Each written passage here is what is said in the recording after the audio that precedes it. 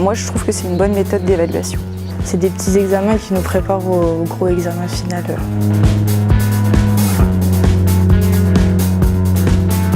Au début, c'est un petit peu difficile parce qu'il faut comprendre le concept. Suivant les modules, suivant les diplômes, elle n'est pas cadrée de la même manière. Ce qui pourrait me faire moins stresser, ce serait d'être préparée avant. Évaluer des compétences et non plus seulement des connaissances, donc ça veut dire une refonte des grilles d'éval. Pour moi, l'évaluation, elle doit être au maximum juste et objective. Évaluer par capacité que par compétence, je trouve ça parle plus.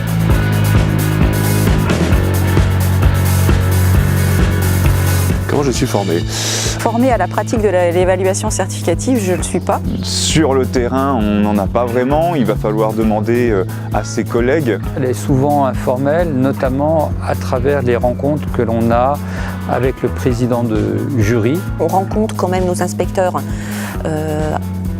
régulièrement, notamment lors de l'écriture des épreuves terminales. Sur l'évaluation certificative, c'est sûr que le besoin de formation est important, surtout chez les jeunes enseignants. On est formé au début de notre carrière quand on passe le concours. Et quand on débute et qu'on arrive et qu'on est tout seul et qu'il n'y a pas de collègues forcément de son niveau ou de sa matière, et bon, on se débrouille. Ça va aussi concerner les enseignants expérimentés. Quand on leur a demandé finalement de refaire leur grille d'éval en partant sur l'évaluation des compétences et non plus l'évaluation de connaissances et d'objectifs finalement de formation, on s'est rendu compte qu'il fallait vraiment un accompagnement. On va évaluer par capacité. Alors est-ce qu'on évalue avec la même méthode qu'il y a 10 ans?